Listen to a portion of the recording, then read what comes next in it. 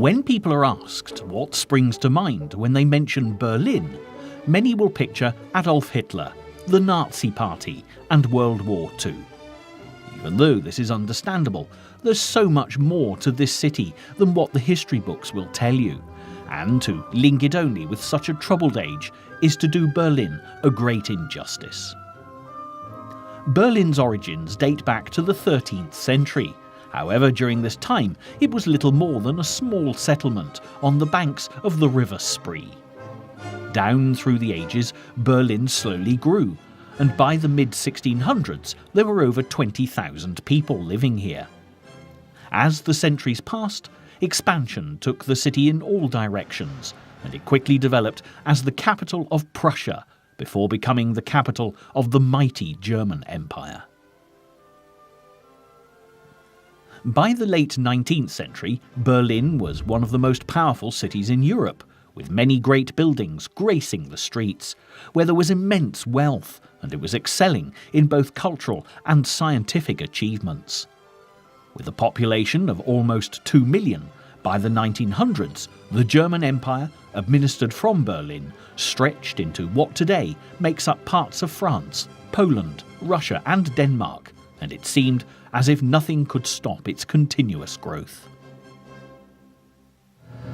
But by 1914, the world was at war with the German Empire, and when the armistice was signed in 1918, after the German government surrendered, the land was taken back and the nation forced by the Treaty of Versailles to accept responsibility for starting the war in the first place and pay huge amounts in compensation.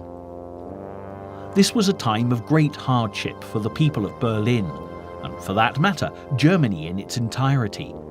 The hardship that resulted from the war debt caused a great deal of resentment, and when matters were made even worse by the worldwide depression that followed the Wall Street crash of 1929, the people of Germany were in desperate need of hope, whatever form it happened to take. Consequently, when, in the 1930s, Adolf Hitler and his Nazi Party came to prominence, offering a new empire and the restoration of national pride, where Hitler led, the people followed. But Hitler's crusade for world domination brought about some of the darkest days in history, as once more the world plummeted into bloody war. By the end of the Second World War in 1945, tens of millions of people had been killed, cities were left in ruins, and Berlin was no exception. Not surprisingly, as the centre of Hitler's operations, Berlin had been devastated by the fighting, and in the aftermath, Germany was divided into 4 zones of occupation, representing the victorious Allies, the Soviets, Americans, British and the French. Berlin too was divided 4 ways, and by the 1960s, a great wall had been erected, cutting through the city, dividing east and west.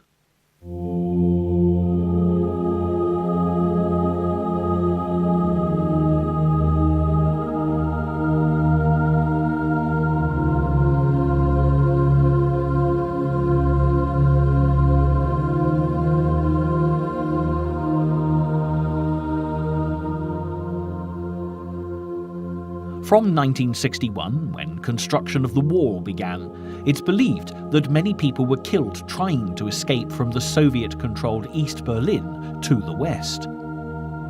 During the 1980s, the political changes in Eastern Europe had a dramatic effect on the city, and in 1989, Germany celebrated the fall of the Berlin Wall. By 1990, the country was finally reunified, and over the following years, with Germany united again, the people of Berlin have been able to join together to create a truly beautiful city that deserves to be counted as one of the world's loveliest capitals.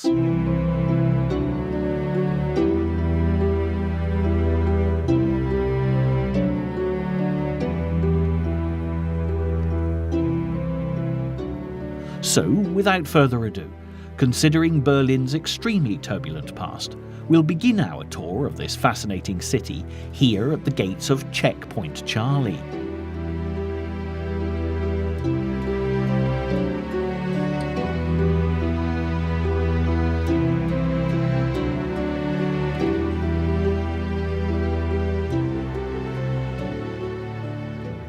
may not have the visual splendour of Berlin's more classic sites, or the charm of some of the city's more traditional districts, but it nevertheless sums up perfectly what Berlin has had to overcome.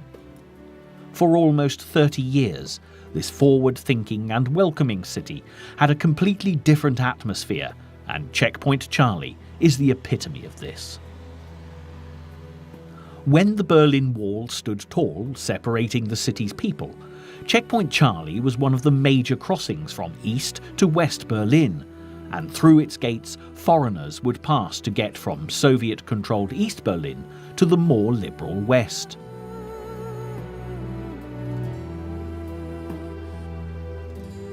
This rather unassuming site became a symbol of both freedom and separation for the people of Germany. If you made it safely from East Berlin, you could escape the clutches of Russia's communist regime. However, in the same breath, the checkpoint was also a symbol of the dividing line in this city, and life was starkly different on either side. Because of many people's determination to get across Charlie, there were numerous escape attempts, and because of this, over the years this checkpoint became more heavily fortified to keep control. Nowadays, as you can see, there's little left of Checkpoint Charlie's defences. Gone are the barbed wire, fences and barriers.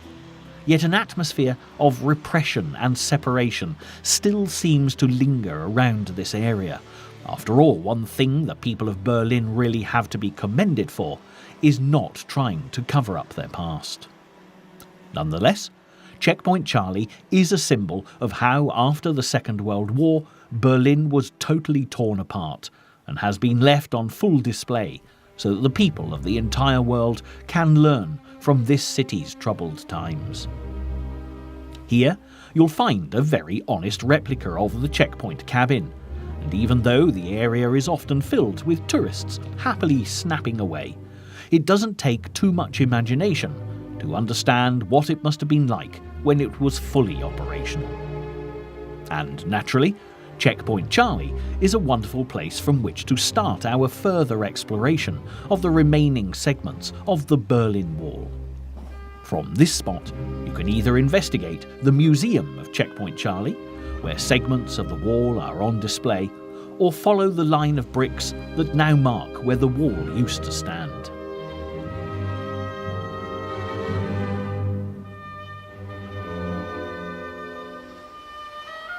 Although today this is a favoured tourist expedition and an enjoyable way to discover the city, this will never diminish the fact that the Berlin Wall was a very sinister construction indeed. Shortly after World War II, the Russians blockaded Western Berlin, and the standoff signalled the start of the Cold War. By the 1950s, Russian East Berlin was struggling with great economic troubles. Riots broke out, and there was a mass exodus from East to West Berlin. The East German government decided that the best solution was to begin the construction of the Great Dividing Wall in 1961. The people in East Berlin were trapped, often separated from family and friends, and the face of the city was changed beyond recognition. Fortunately, since the fall of the wall in November 1989, what remains of the concrete structure stands as a tribute to those who suffered such heartbreak, while remaining as a permanent reminder of how the city has been brought back together.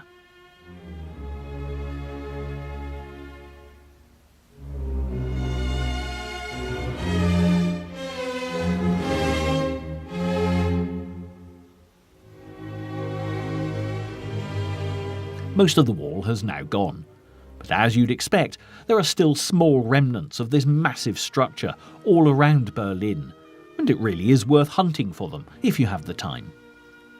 Many segments have been turned into public art displays, and the people are rightfully proud of these. To some, this might just look like a piece of grey concrete. However, to the people of Berlin, it's a symbol of their country's reunification in 1990, and a reminder of how hard they fought for their beloved city.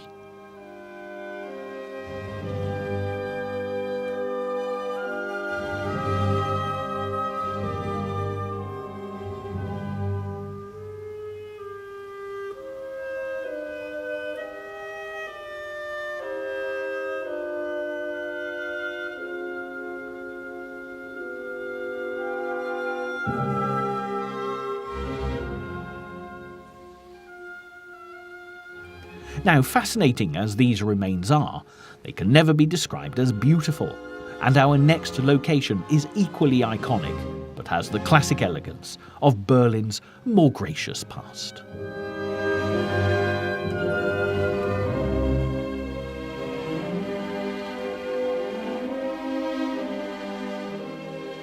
With its massive Greek-inspired pillars and magnificent horse-drawn sculpture perched on top, the Brandenburg Gate will afford you perhaps Berlin's most unforgettable sight.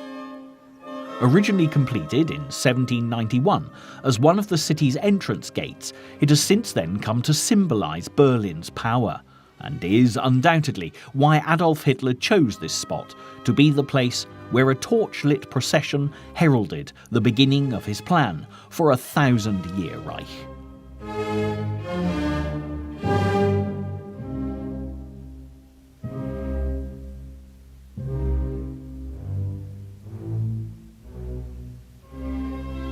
And it's certainly easy to see why he chose the Brandenburg Gate to be the focal point for this military procession, providing a dramatic backdrop for his statement of intent. Standing at over 65 feet tall and 213 feet wide, this structure totally dominates this area of Berlin and is truly magnificent. Take a closer look at the gate, and you can really appreciate the astounding work that went into creating this structure. Every inch of the gate seems to be adorned with this stunning stonework, and the effort that must have gone into the carving of it would have been phenomenal.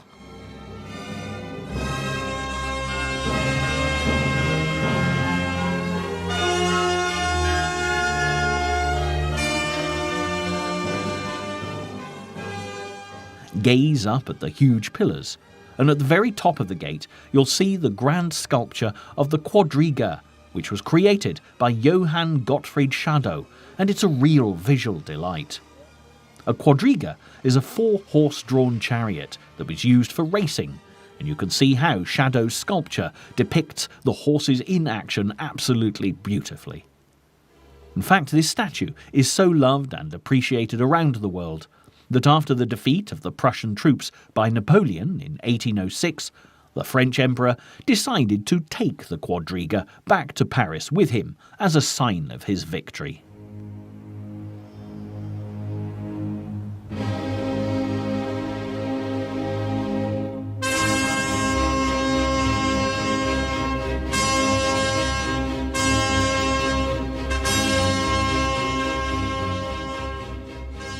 Fortunately, though, for the people of Berlin, it was only a few years later that Napoleon's power was on the wane, and the sculpture was rightfully returned to its native home. The plaza, over which the Brandenburg Gate stands guard, is certainly worthy of your attention too. The large and airy Pariser Platz appears to be a fairly modern inception, lined with new and contemporary buildings. However, like much of Berlin, this is due to the bombing during the Second World War, which reduced every building to rubble. Even so, as you wander around this wonderful space, the German government have done a fine job rebuilding this plaza, and it's now become a favourite spot for tourists and locals alike.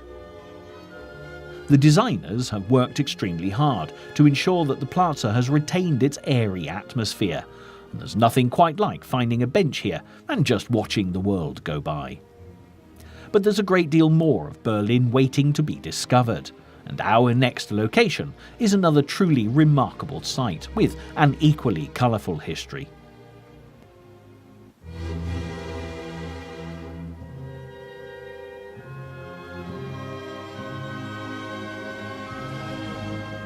The Reichstag was built by Paul Wallet between 1884 and 1894, and it was intended that his design would capture the then escalating feeling of German optimism.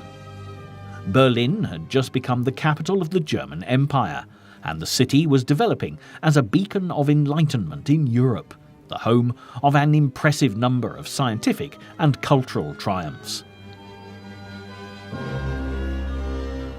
The Reichstag was to symbolise national unity, and being the German Houses of Parliament, It was intended to show the world how powerful the German Empire had become.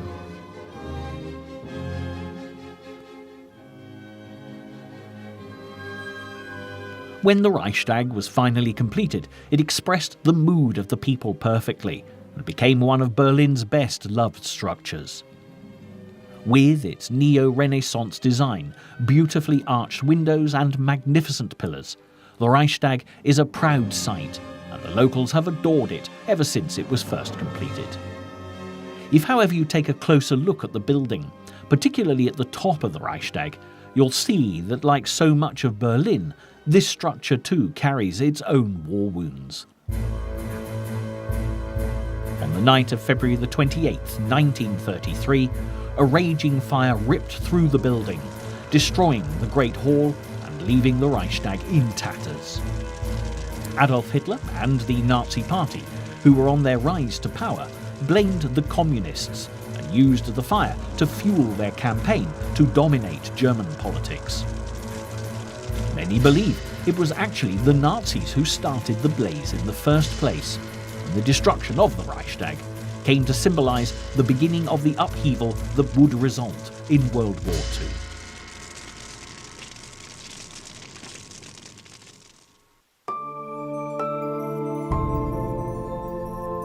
Interestingly, the Nazis were too busy planning their new empire to bother about rebuilding the Reichstag, and the building lay mostly unused during their 12 years in power.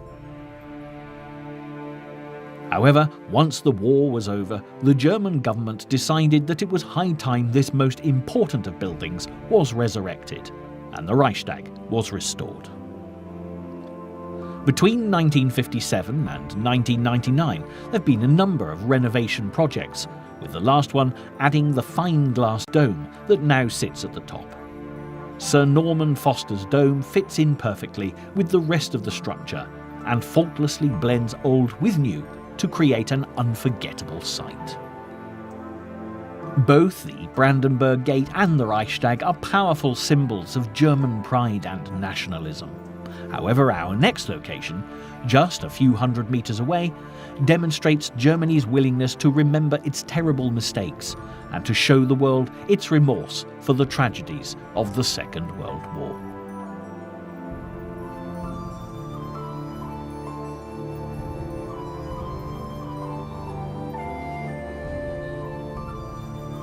This dramatic memorial was unveiled on May the 10th, 2005, as part of the 60th anniversary of Victory in Europe Day, a perfect time for remembrance and reconciliation. To say that the Memorial to the Murdered Jews of Europe, a tribute to the many thousands who lost their lives as a result of Hitler's Holocaust, will leave you speechless, is something of an understatement.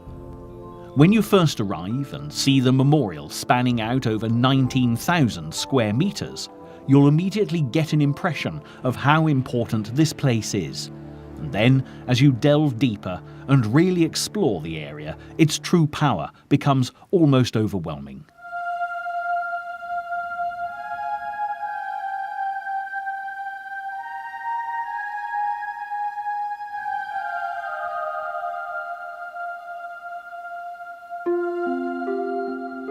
All across this uneven concrete field are 2,711 concrete slabs of varying sizes, ordered into a grid system. The individual stels don't represent the lost souls as you might expect in such a memorial, but they're here to create an uneasy atmosphere, which in turn forces the visitor to think about the Holocaust and its tragic consequences.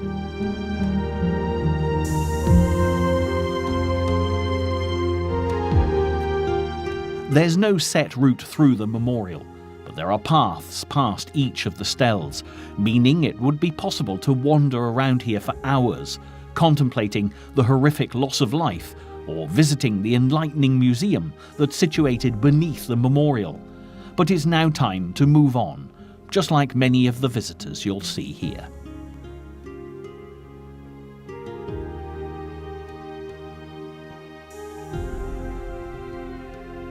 This memorial was designed to fit in with Berlin as it is today, and it's fine that people often pass through this place on their way to other locations, and far from being a mark of disrespect, the memorial was intended to be a part of everyday Berlin life.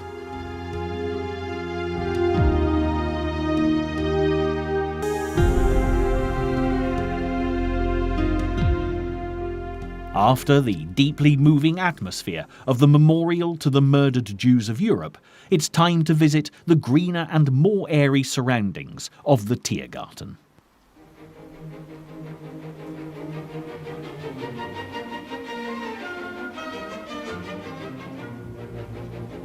So far, almost everything that we've explored has been shrouded in brass or concrete. But as you can see for yourselves, Berlin also has some wonderful open spaces. The Tiergarten used to be a royal hunting estate, and the park was definitely not accessible to the public. But fortunately, in the 18th century, its delights were opened up for everyone to enjoy. Since then, these wonderful gardens have become a favourite hideaway to escape the hustle and bustle of central Berlin, and it's a great place to come if you want to unwind for a few moments while exploring the city. Spreading out over 496 acres, the Tiergarten is huge, so don't worry if you're after a quiet spot all to yourself, you can normally find one there. But there's a great deal more to do if relaxation doesn't happen to be what you're looking for. If you can bear to pull yourself away from the picturesque ponds and tranquil paths, there are a whole host of landmarks just waiting to be discovered.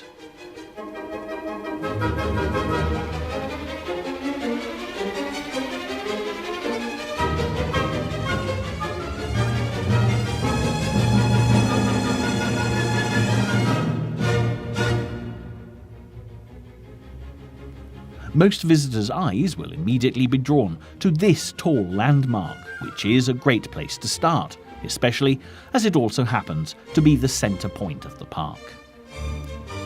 This shining tower is the Siegessäule, or Victory Column, and was built to commemorate the victory of the Prusso-Danish War of 1864.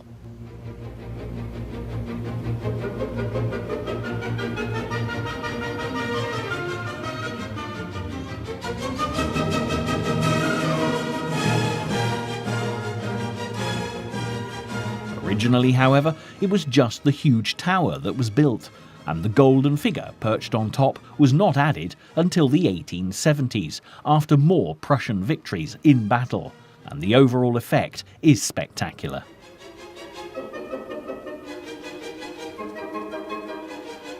Although the tendency is to look upwards, if you lower your gaze to the bottom, you'll find that the structure is just as interesting at the base.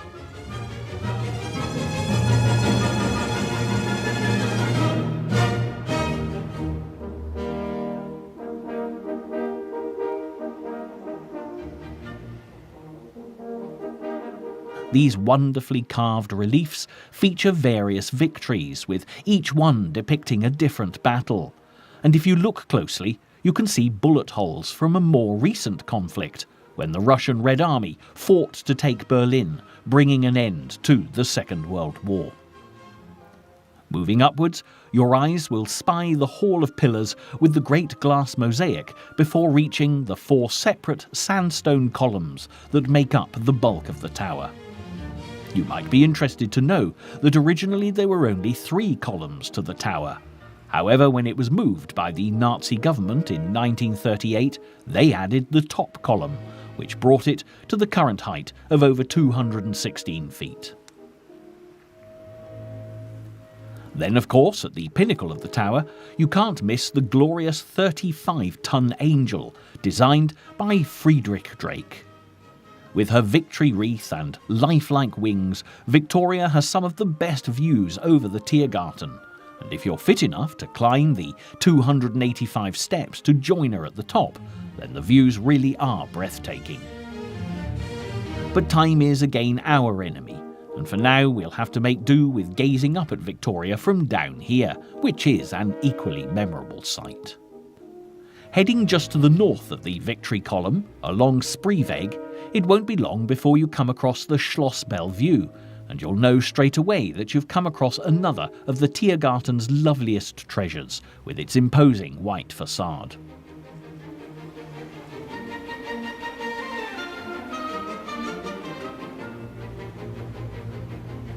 Originally built in 1786 by the architect Philip Daniel Bowman, it was intended for a Prussian prince and housed numerous royals in lavish style up until 1861. When the royals moved on, this brilliant white neoclassical building was far too impressive to leave empty, so it had many uses over the years, including that of a museum, a hotel for the Nazi government, and at the present time, it's the official Berlin residence of the German president. It must be quite an experience to wake up in one of the grand rooms and gaze out of the window across the Tiergarten, something we can sadly only dream of. However, just standing in the presence of this magnificent building is its own reward, and when you spend a little time here, you can understand why the Schloss Bellevue was chosen as the president's official residence. If you're able to pull yourself away from this magnificent spot and daydreams of living in such a place, we can enjoy the park for a little while longer. But if the weather isn't agreeable enough for meandering through parks and woodland, a visit to one of Berlin's breathtaking museums is to be recommended.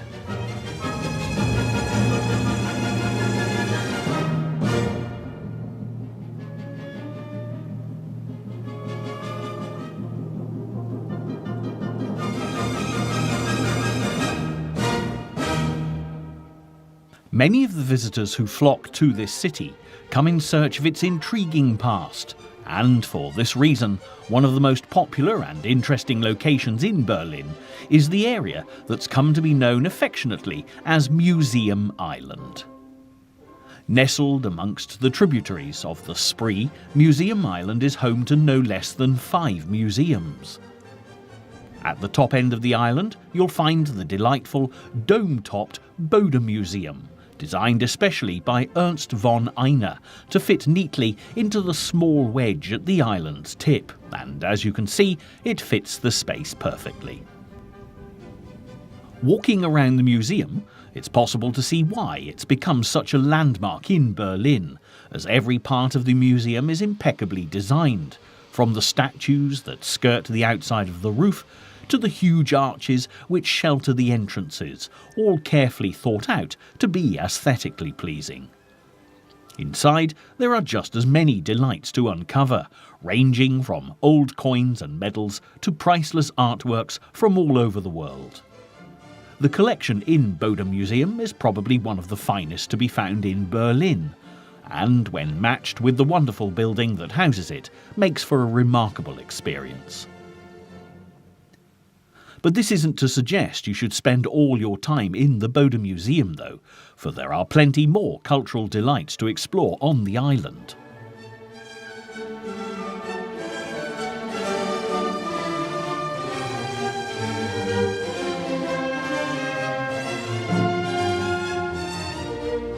The Alte National Gallery houses a great art collection with works from the classical and romantic periods to paintings from the French Impressionists and early modernists, as well as an array of beautiful statues. You'll also notice that the museum is shaped like a Roman temple and was originally designed by no less a mortal than a king. Friedrich August Stuller, who planned the building in 1865, took his inspiration from a sketch by King Frederick William IV of Prussia, who was far more interested in architecture and landscape gardening than royal duties, fighting battles and politics. However, should you be in the mood for a little more adventure, you can journey back in time through the breathtaking archaeological finds of the Pergamon Museum. This huge museum houses one of the most famous collections of antiquities in Europe, and owes its name to the magnificent Pergamon altar, which you can find taking pride of place in the main entrance hall.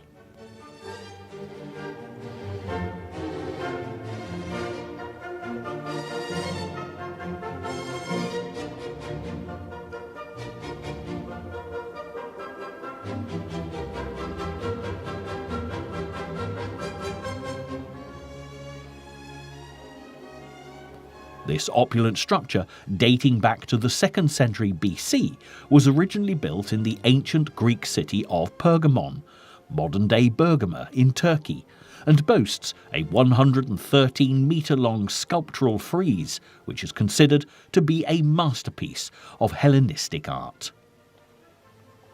The frieze is famed for depicting the struggle between the gods and the giants. And as we wander around the room, it's not hard to believe that this altar was once dedicated to Zeus, the king of the gods.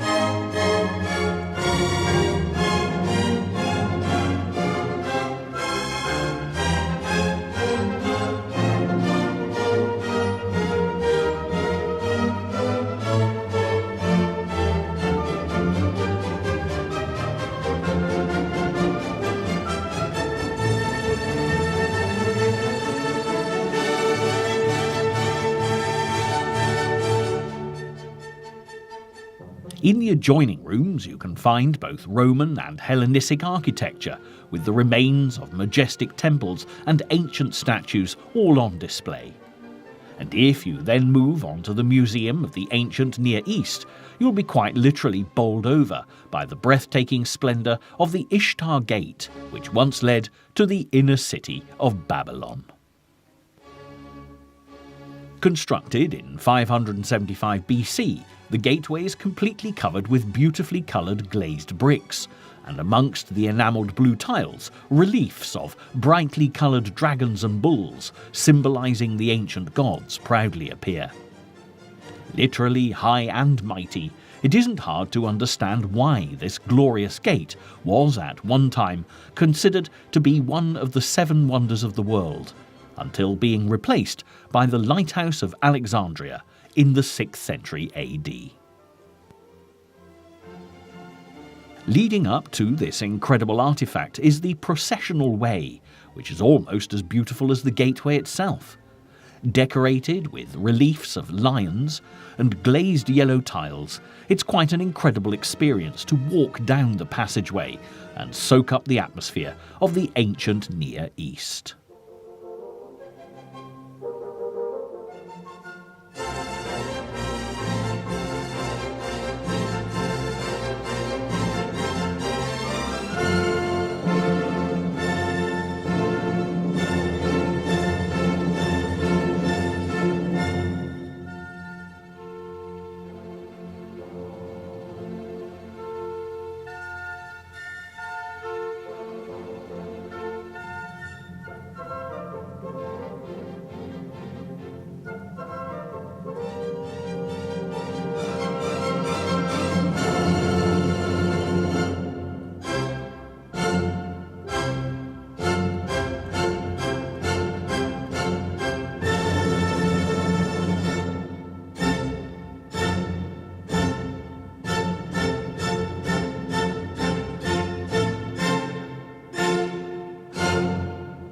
Should you want to step back even further in time, you can always head to the Altez Museum in search of the relics of ancient Egypt.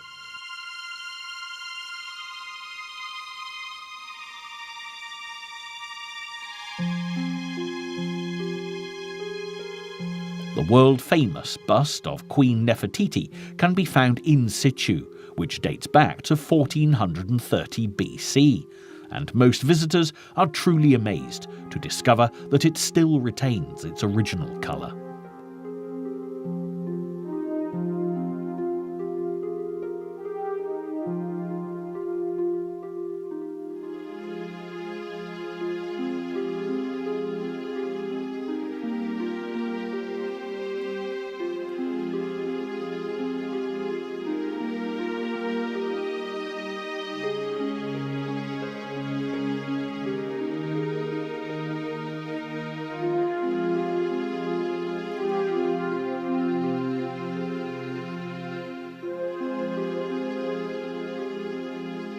The Alters Museum has on many occasions been described as the world's most beautiful neoclassical building. And as we stand in the Lustgarten looking at the museum's 18 iconic columns, the view is truly spectacular. Even people who don't like visiting museums enjoy coming here to sit on the grass and gaze up at the magnificence of the Alters as it dominates this part of the island. And you can also see another great Berlin landmark from here.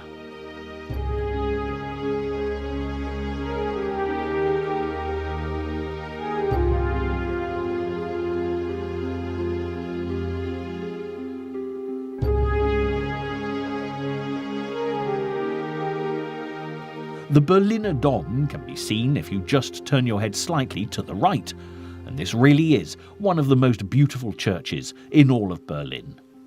If you're feeling rather disappointed that we're not going to look at another museum, you needn't worry, because with all the fine treasures inside and exquisite neo-Baroque facade, the Berliner Dom can surely rival what any museum has to offer.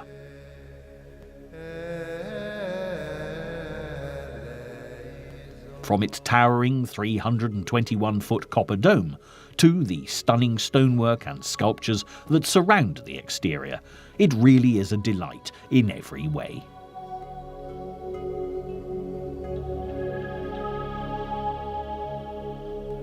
With this church in such an amazingly good state of repair, it's hard to believe that during the Second World War it was heavily damaged by bomb blasts, because the lengthy restoration programme really has brought it back to life in the most tangible way possible.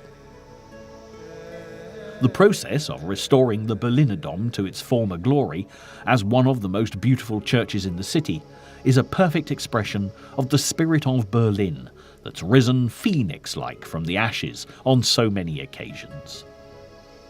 After enjoying the sights of Museum Island, it's possible to reach our next destination by crossing a most picturesque bridge.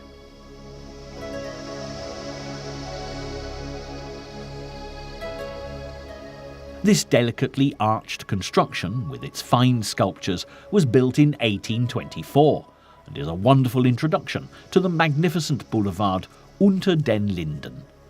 From here you can listen to the gently flowing waters of the River Spree and appreciate the view of the delightful buildings in the distance, and it's a spot that every visitor to Berlin will greatly enjoy.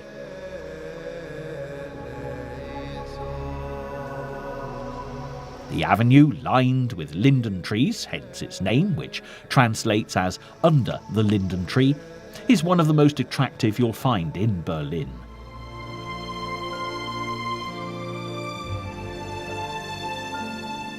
In front of the first line of linden trees, high upon his horse, sits the striking figure of Frederick the Great. The artist Christian Daniel Rach created this mesmerising sculpture in 1851, and it really does appear as if the eponymous hero is standing guard over Unter den Linden, posed at the ready to defend Berlin if the need should ever arise. After taking in the view from the side of Frederick the Great, you can either head off to explore the city's beautiful opera house, the Berlin Museum of History, or the stunning Humboldt University. The choice is simply overwhelming.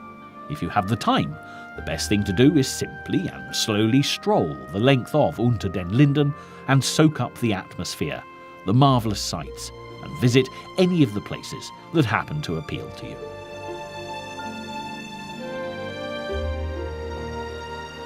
As we travel along the avenue, you may also notice that there are a great number of foreign embassies located in this vicinity.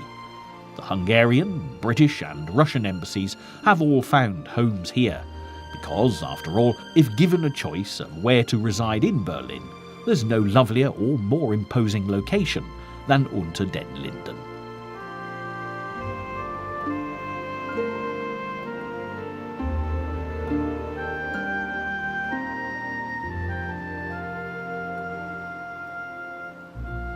If you're tempted to enjoy an evening stroll amongst the embassies and grand buildings, You'll also discover a delightful array of elegant shops, galleries and restaurants where you can stop a while and gather your thoughts before moving on to our next destination.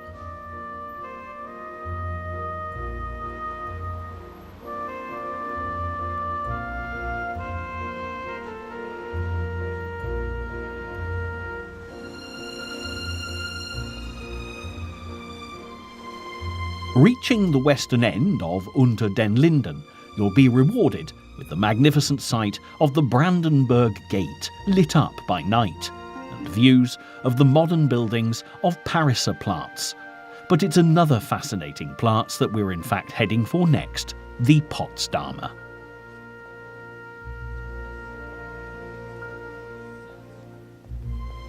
It's already evident from what's been seen earlier that much of Berlin has been shaped and scarred by the ravages of the Second World War, and this is an area that has totally reinvented itself since then, blossoming with a vibrant energy that really has to be experienced firsthand to be fully appreciated.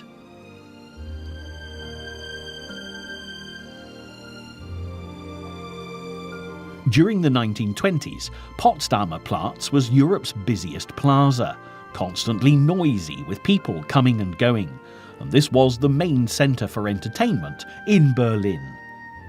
Then, during the Second World War, it was completely destroyed, and as the smoke cleared, all that was left was mountains of rubble. Some believed that Berlin had lost its heart, and Potsdamer Platz remained in this dishevelled state until Germany's reunification in the 1990s. The new united government wanted the renovation of this area to signal the start of the city's rebirth, so almost overnight, Berlin's largest ever building project began, and as we look around us today, it's possible to see just how successful they were.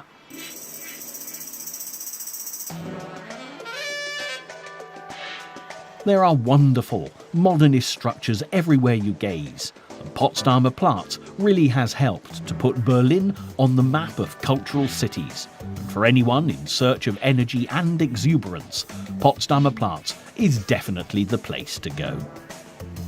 Even at a glance, you can see that a great deal of thought has gone into the design of this area, and each structure seems to complement the next one perfectly. The German government wanted to make the new plaza a world-class landmark, so it enlisted some of the world's greatest designers, and in every direction there's a new and exciting sight to behold. From the Berlin Film Museum to the mind-blowing Sony Center, Potsdamer Platz is the jewel in the crown of the new Berlin, and is again evidence of the determination of Berliners to move with the times.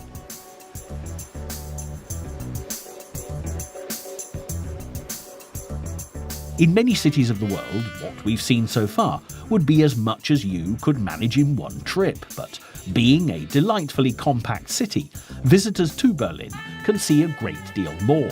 And as we leave the excitement of Potsdamer Platz, there's still time to fit in a few more fascinating locations, even if it's only a weekend break.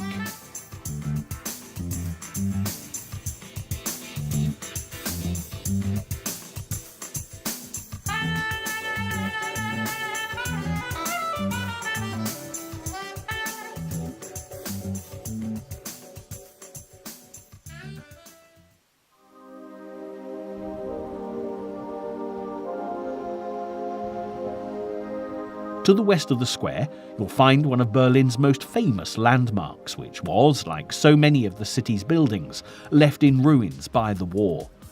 However, in complete contrast to the dramatic modernisation of Potsdamer Platz, the Kaiser Wilhelm Memorial Church demonstrates how tradition can be celebrated despite the renovations.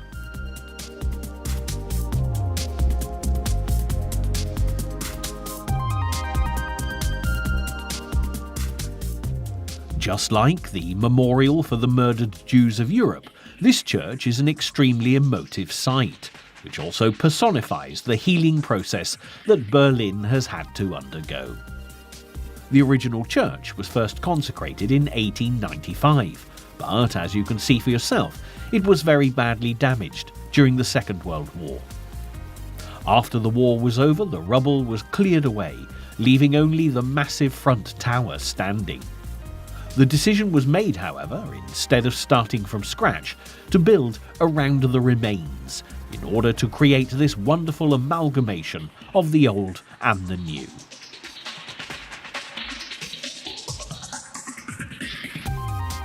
By creating this modern bell tower right next to the original, the designer, Egon Ehrmann, complements the undamaged architecture, and visitors come from all over the world to experience this extraordinary sight.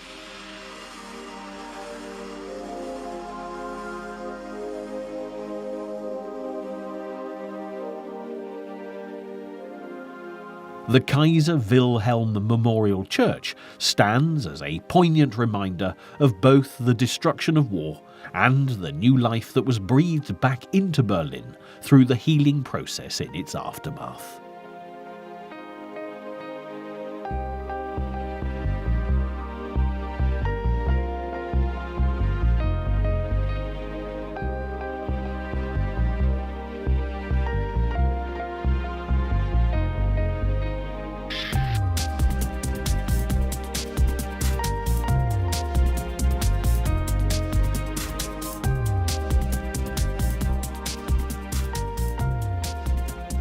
And if you really want to search out Berlin's vibrancy and spirit of survival, then it's worthwhile spending a little time in the bustling square of Breitscheidplatz, which stands in the shadow of the Memorial Church.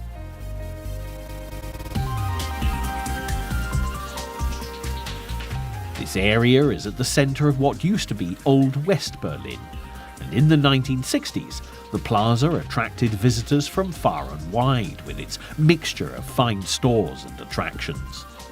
Although many of the world-famous names have now moved out, as you look around you'll see that the square still has a special atmosphere where you can sit and take in the wonderful views, enjoy some refreshment, and even some local entertainment.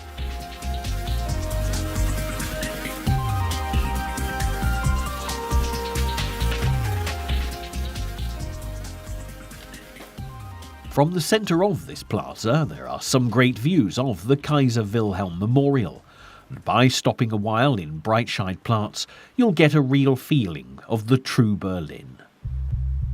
Nevertheless, this isn't to say that this area hasn't worked hard to keep up with the times, which you'll see as we head for one of the city's most famous attractions and the main reason why so many people still flock to this area.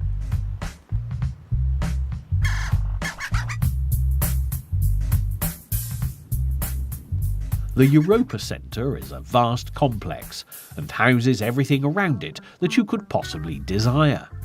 From here it's possible to go shopping in the 100 stores that are waiting for you to visit, watch a film in the cinema, win some money in the casino, or eat in one of the many restaurants. The Europa Centre is like a city within a city, and it would take longer than we have remaining to discover everything the Europa Centre has on offer. With its modernist design that engulfs visitors on all sides, and the numerous fountains adorning great public spaces, the Europa Centre is a testament to how much Berlin has moved on since the destruction of World War II, manifesting itself as a modern metropolis of the future. And continuing with this theme, it's time to head to the east of the centre to discover a much admired district of a more contemporary Berlin.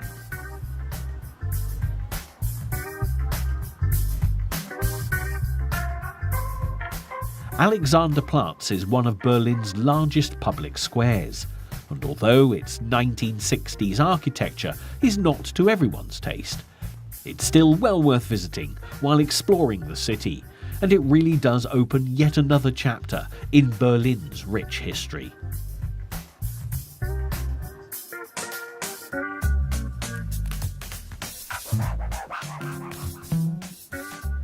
Even though the square today is brimming with 20th century buildings, there has, in fact, been an open space here for hundreds of years, and in the 1800s it was overflowing with many examples of fine architecture, all of which is long since gone. The reason for such a drastic change, like so many of Berlin's more modern areas, again stems back to the Second World War and the destruction of such huge areas of the city. Alexanderplatz is testament to how Berlin had to quickly pick itself up and begin to reshape itself for the survival of the city's people. Many of the buildings around the square are unlikely to win awards for design, but what's been achieved here is far greater than aesthetic satisfaction. It showed the people of Germany that life had to go on, and walking around this square in the presence of these huge concrete structures, it's worth remembering why they're here, and how they helped Berlin to become the cosmopolitan city that it without doubt has become in the 21st century.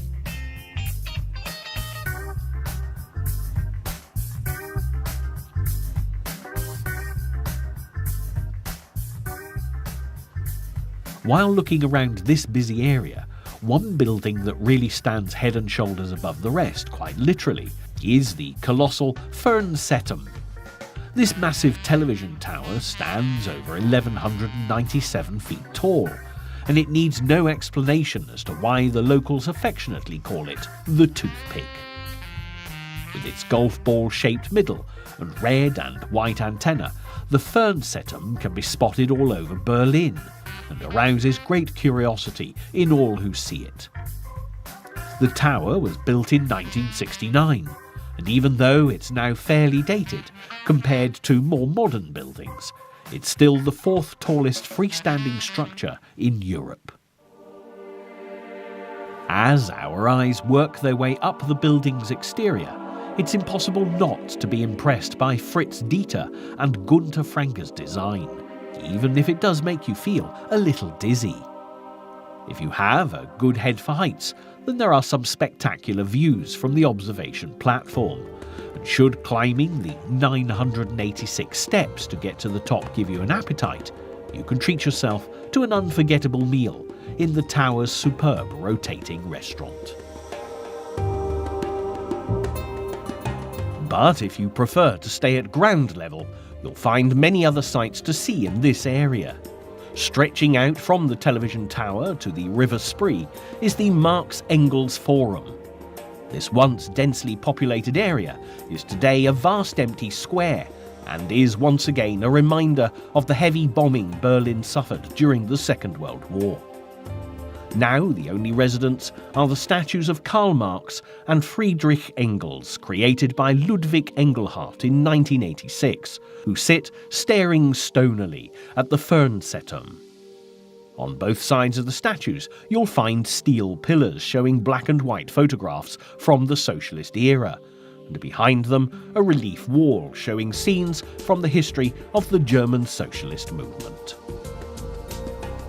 As our time in Berlin is drawing to a close, a visit to the oldest part of Berlin is a must to bring our fascinating journey to its conclusion. And it was here, in the 13th century, on the banks of the River Spree, that a settlement called Berlin first emerged. St. Nicholas Quarter, or the Nikolaiviertel, owns its name to the parish church Nikolaikirche, which was the first and most important parish church in medieval Berlin. The original structure, which was erected around 1230, was a Romanesque basilica, dedicated to St. Nicholas, the patron saint of seafarers and merchants, as well as children and Christmas. But the church itself was built between 1380 and 1450, and is a magnificent example of Gothic architecture. Destroyed by bombing in the Second World War, it was rebuilt by 1987, and is now a museum, providing the perfect centrepiece to Nikolaiviertel. You'll also notice a beautiful statue of the famous Berlin bear standing in a cage outside the main door, guarding Nikolaikirche from any unwanted guests. If the modern attractions of the Fernsehturm and Alexanderplatz are not to your taste, then you're sure to find plenty to please you in this historic district. Take the time to wander down the cobbled streets around the church, and you can lose yourself amongst the narrow alleyways crammed with souvenir shops, restaurants and small museums, while the many stunning public sculptures that adorn street corners and squares are an added bonus. And it's here that we must bring this delightful journey around Berlin to a close. Hopefully you'll have enjoyed what you've seen and been encouraged to come and visit this wonderful city for yourself. The reason that this is so important is because of the preconceptions so many of us have whenever Berlin is mentioned. Anyone who imagines a city beset with the troubles of the past is in for a big surprise, because post-World War II, the way Berlin has rebuilt itself to move forward into the 21st century is truly remarkable. The atmosphere wherever you go is friendly and welcoming, and this is one city where even the most demanding of visitors will have their expectations not only met, but also exceeded again, and again.